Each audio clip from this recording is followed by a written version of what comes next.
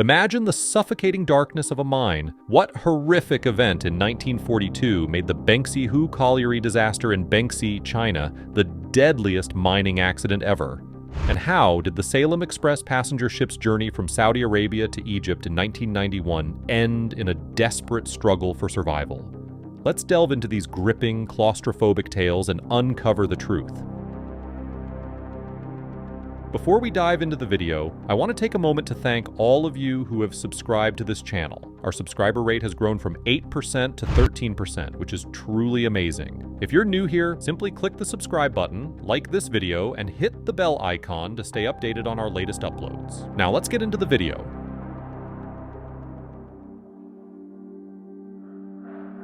The city of Benxi in China is the site of the worst mining disaster in human history. It all started with Benxi colliery, a coal mine that was taken from China in the early 1900s. Benxi was notoriously brutal for the unfortunate miners stuck there, and the disaster may have been covered up for years. Today, we're braving the depths to explore the worst mining accident of all time and the strange history surrounding it. The city of Benxi has long been a mining and industrial town with yields of 13 million tons of steel, 14 million tons of raw iron, 1 million tons of coal, and an unspecified amount of radioactive uranium. The city dates back to the ancient periods of human history, and Benxi is also home to two distinct ethno-religious groups in China, the Hui and the Manchu. The Hui people are Chinese-speaking Muslims who descended from Middle Eastern immigrants that ventured to China on silk trade routes during the Han Dynasty. The Manchu are the fourth largest ethnic group in China, and they're also part of the Tungusic peoples who are native to Siberia. Benxi became a hotbed of conflict during the Second Sino-Japanese War between the Republic of China and the Empire of Japan, which was one of the central battlegrounds of the Pacific theater of World War II. Japan caught China off guard. While the country has become a global superpower with one of the most aggressive armies in the world today, back then, China had no mechanized divisions and almost no military force. Japan quickly began taking ground on the Chinese mainland. Local Chinese populations organized resistance forces in occupied territory, but the Japanese forces were able to keep Benxi for close to a decade. The Japanese established a puppet state dubbed Manchukuo after their invasion of Manchuria on September 18, 1931. Since Manchukuo was a constitutional monarchy under the control of Japan, the Hui and Manchu people had limited political sway and even less help from the international community since their temporary country wasn't officially recognized by most nations. Benxi had only recently been established as a mining town by the time the Japanese arrived on the shores of the Liaoning province. The first mines in the city were founded in 1905. One of these first mines in Benxi was dubbed the Benxi colliery. The mine was also sometimes called the Honheiko colliery, and despite growing tensions and the eventual all-out war between the two countries, it was actually joint-owned and operated by Japan and China in its early days. Although the mine was located in East Asia, the company took the name colliery, which is the British term for coal mines. Back then, the Benxi colliery produced only iron and coal, and conditions were deplorable even for an industry known as the most dangerous job on the planet.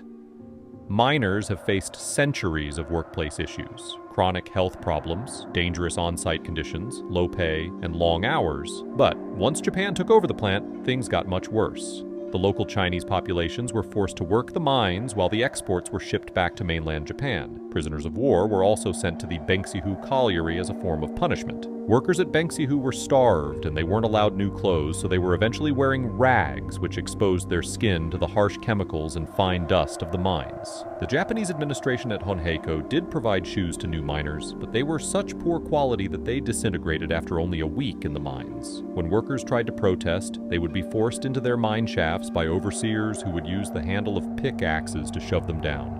Disease ran rampant through the mines. Salmonella typhi bacteria caused typhoid fever, which caused skin rashes, headaches, abdominal pains, vomiting, and fevers as high as 104.9 degrees. This was the same illness that took out 85% of the Native American population at James River. Cholera also spread due to the lack of sanitation, which caused even worse dehydration and muscle cramps that made it impossible for afflicted people to swing their pickaxes. Even to this day, cholera accounts for almost 130,000 deaths per year.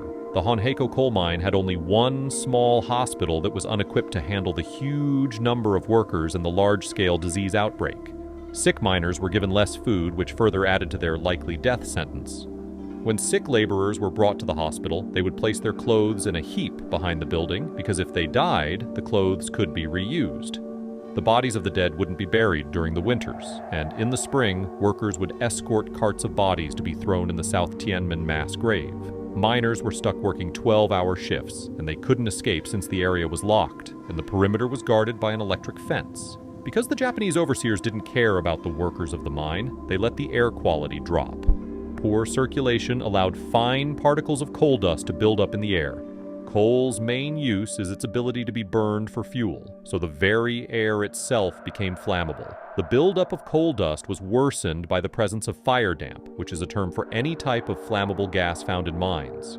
Fire damp often comes in the form of methane gas, which is released from the coal bed, and it's released in higher quantities from bituminous or black coal, which is mixed with tar. The buildup of fire damp and coal dust created a recipe for disaster.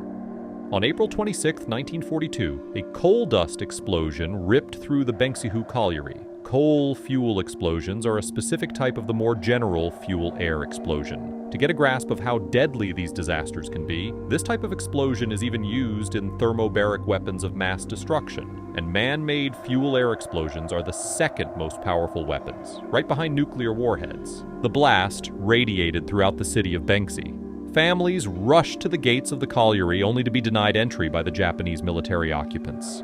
Families waited in horror for 10 days while the administration performed cleanup duties, which mostly involved removing dead bodies from the mine shaft. After the blast, Japanese newspapers downplayed the event by reporting only 34 people had died. It turns out this number was close to one statistic from the blast, the number of Japanese deaths. It was later revealed that 31 Japanese people died in the Benxi colliery explosion, but a shocking total of 1,518 Chinese miners also died in the incident. While this is the largest death toll of any mine incident by far, that was only 34% of the total workers employed in the mine that day, which further shows just how cramped and inhumane the conditions really were there. The mine stayed under Japanese control until 1945. After World War II ended, the Soviet Union ran an investigation on the Benxi colliery, where they found even more shocking details about the mining disaster. A small percentage of the deaths were caused by the initial blast. Most of the deaths at Benxi were suffered after the initial explosion. Instead of rescuing the remaining miners, the Japanese guards sealed off the pit head exit and they also closed the ventilation shafts. The administration claimed this was done to prevent the fire from spreading, but the mine hadn't been fully evacuated, which trapped the miners below ground, where they suffered from carbon monoxide poisoning and suffocated to death. The miners were buried in a mass grave alongside those that died from sickness. Many of the miners couldn't be identified because they had been burned too badly. The Soviet researchers found that the incident could have been prevented if the Benxi colliery used large fans to ventilate the mine. The overseers could have performed better checks on the level of methane in the air and drilled drainage holes to help exhaust the fumes. Alternatively, they could have used water sprays to lower the temperature of the air and prevent toxins from taking on a gaseous state. Workers could have also added limestone slabs in sections of the mine to absorb the shock wave and the flames from the explosion to prevent it from reaching to further stages of the mine. Of course, many of these prevention methods weren't used at Benxi, in part to save costs, and in part because the miners at Benxi were considered even more expendable than most early miners. The event at Benxi has been listed by the Guinness Book of World Records as the worst coal mining disaster in terms of death toll. A very dark record for a company known to host bizarre joke records like most snails on a face or longest ear hair. Since then, many coal mines around the world have dried up. In the US alone, there are over 20,000 abandoned mines. Many of these mines had been worked for over a century and were deemed too unprofitable to continue. The same shortage hit the UK coal industry as well, which led to protests. And eventually, Britain began importing its coal. Meanwhile, other countries like Indonesia, Germany, and Russia have risen to become world-leading coal producers, while China also retains a large section of the industry. The US issued the Miner Act in 2006 to provide better emergency response plans for underground mines, and to provide new regulations for rescue teams. To avoid the premature closure of ventilation shafts like what happened in Benxi, this new act also regulated when and how areas can be sealed off. The act also encourages companies to improve safety for miners by introducing stiff penalties for infractions. China continues to invest in their coal production, with the industry increasing over 20% year over year. The government retains full control on mining rights and administration patterns for mineral extraction. But the country has increased prospecting rights from 3 to 5 years. China also invested $360 million into new gas management and work safety renovations. So it sounds like they're helping to make sure what happened at Benxi never happens again. Well, despite more opportunities for miners, China still accounts for almost 80% of the world's total coal miner fatalities, with a new accident occurring roughly once every week. A New York Times report showed that China has also been deploying Japan's tactic by covering up their mining accidents through their government-controlled press. It's even easier for the Chinese government to cover up their mining disasters because of the lack of independent trade unions in the country. What's even worse is China's incentive structure. The punishment for mining disasters is worse than the penalties for mismanaging the cleanup, so companies are pushed to cover up their mistakes and the deaths of more hard-working miners. How many unknown bones are buried in coal mines right now?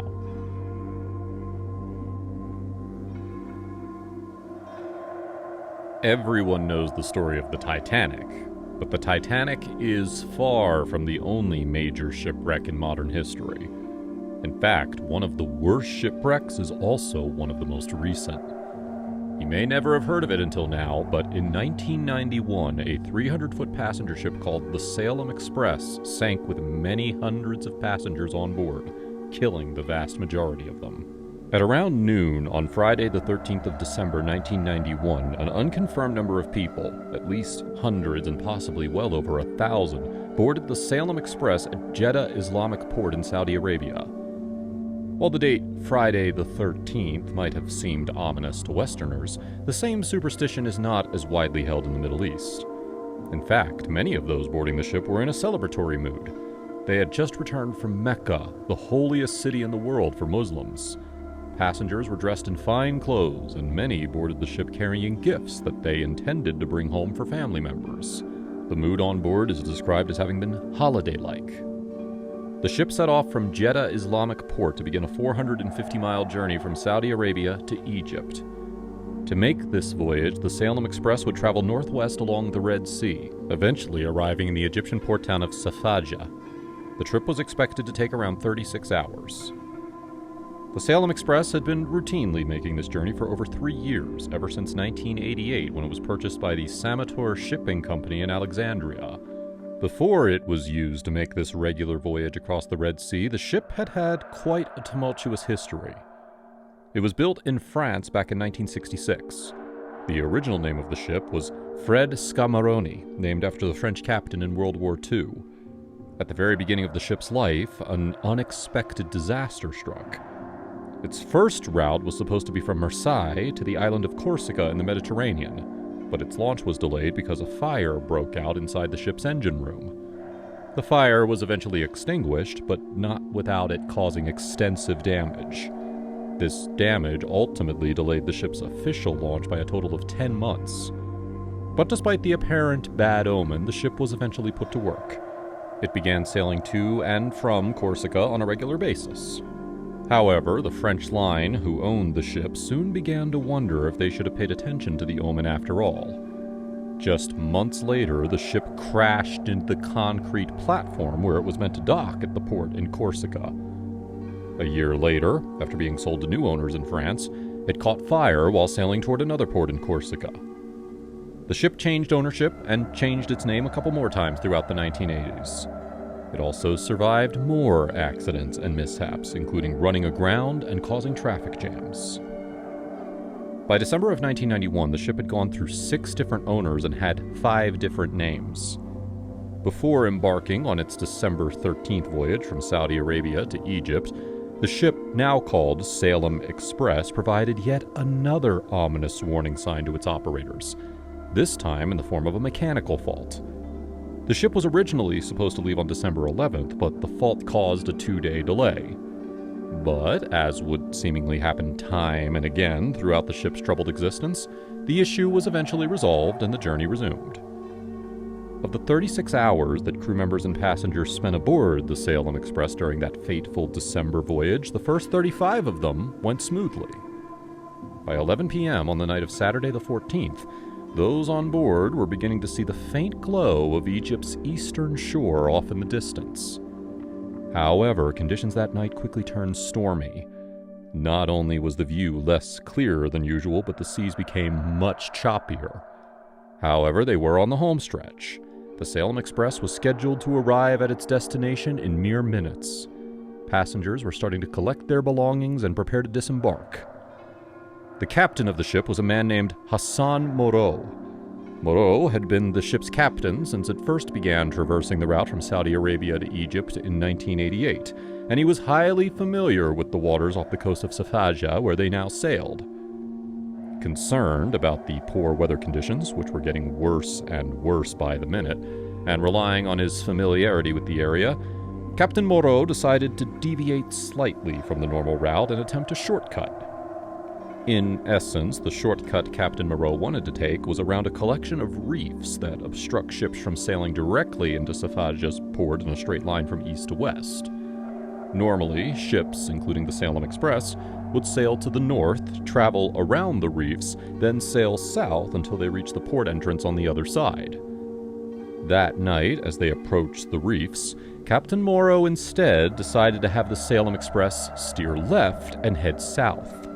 The plan was to pass the reefs around the opposite side. Moreau had reportedly taken this shortcut before. However, it's not clear whether he had ever attempted it during stormy weather conditions which he now was hoping to outmaneuver. Given his level of experience, there's no doubt Captain Moreau would have been aware of this, but there's a very good reason why ships don't normally take this southern shortcut. It is easy enough to recognize by simply looking at a map of the area. The reefs that obstruct the path to Safaja, almost like a kind of protective fortress, are not evenly arranged.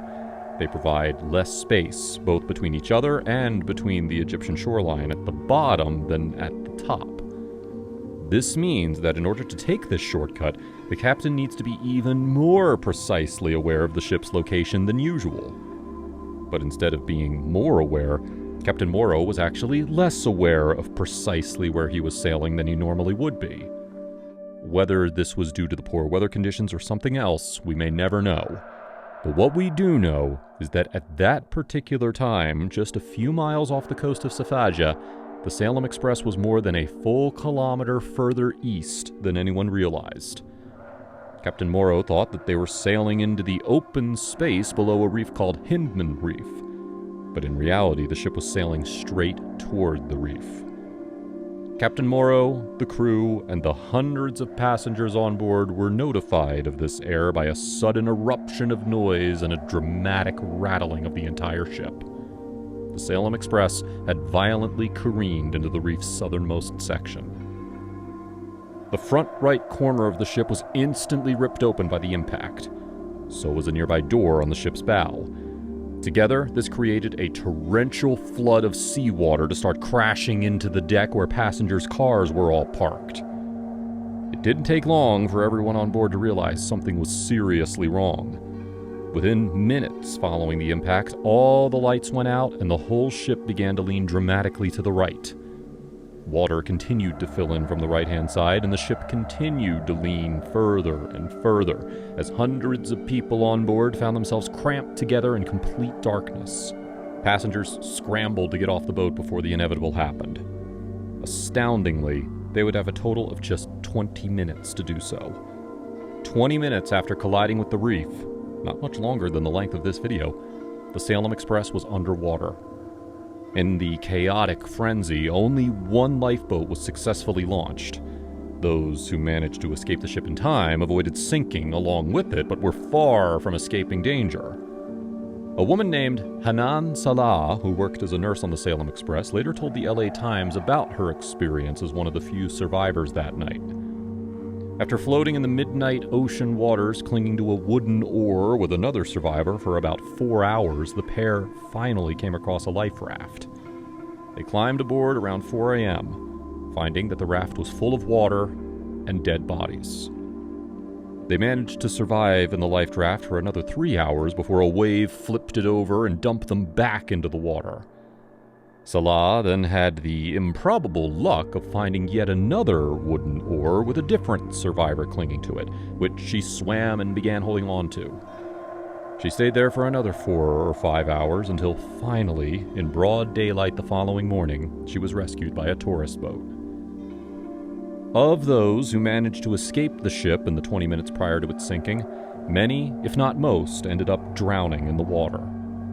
But the vast majority of people on board, including Captain Morrow, failed to get off the ship due to the crowded frenzy and the insanely short window of time. The following week saw rescue operations carried out by the Egyptian Navy with additional help from both the US and Australia. The stormy weather conditions continued and didn't make the operation any easier. In total, 180 people survived and were successfully rescued. No small number, but unfortunately, a mere fraction of the total number of people who were on board that night. What followed was a recovery operation to extract bodies from inside the Salem Express, which was now lying on its side on the floor of the Red Sea. Many of the bodies were unable to be recovered, so the entryways were all welded shut, deliberately turning the sunken ship into a tomb. As a result, today, the true number of fatalities remains unknown. Estimates vary somewhat wildly, from a little over 450 to almost 1,000 dead. In the wake of the tragedy, the Egyptian authorities also gave conflicting reports about how many bodies had been recovered and how many passengers were initially on board. Today, the Salem Express is a well-known but very controversial destination for recreational divers. Even though the ship was welded shut at the main entry points in order to create a tomb for the dead still trapped inside, divers have discovered it is still possible to get inside the wreck from other smaller entry points. Compared to many shipwrecks, the Salem Express has not been underwater for very long. The level of preservation and the number of artifacts to be found make it very enticing for divers. Others decry its exploration and say the wreck should be left alone out of respect for the loss of life. Those who do explore the underwater wreckage of the Salem Express consistently say it is among the eeriest and most unsettling experiences they've ever had. Even highly experienced divers who have visited numerous well-known wrecks seem to agree that there's something uniquely haunting about the Salem Express. It might have something to do with how recently the ship went down. From cars, to suitcases, to portable stereos, the recent presence of human life is quite palpable.